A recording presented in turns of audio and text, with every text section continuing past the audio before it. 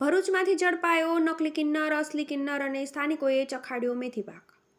ભરૂચમાં નકલી કિન્નરોનો ત્રાસ વધી રહ્યો છે, જેના લોકો ત્રાહિમામ પોકારી ઉઠ્યા છે. આ દરમિયાન એક કિન્નરનો વેશ ધારણ કરીને લોકોને ઠગતો એક શખ્સ ઝડપાયો છે. તેને સોસાયટીના રહીશોએ અને અસલી કિન્નરોએ બરાબરનો મેથી પાક ચખાડ્યો તો ઈજાગ્રસ્ત થયેલ નકલી કિન્નરને સારવાર અર્થે હોસ્પિટલમાં ખસેડાયો. મળતી માહિતી અનુસાર ભરૂચના પૂર્વ પટ્ટી વિસ્તારમાં એક શખ્સ કિન્નરનો વેશ ધારણ કરી છેતરપિંડી કરતો હતો. છેલ્લા ઘણા દિવસથી મેસેજ વહેતા થયા હતા કે એક વ્યક્તિ નકલી કિન્નર બનીને લોકોને લૂંટે છે. આ દરમિયાન એક નકલી કિન્નર સોસાયટીમાં ઘૂસી જતા સ્થાનિક લોકો અને અસલી કિન્નરોએ મેથી પાક ચખાડ્યો હતો. આ ઘટનાની જાણ થતાં પોલીસે ઘટના સ્થળે પહોંચી હતી અને ઈજાગ્રસ્ત થયેલ નકલી કિન્નરને સારવાર અર્થે હોસ્પિટલમાં ખસેડાયો હતો.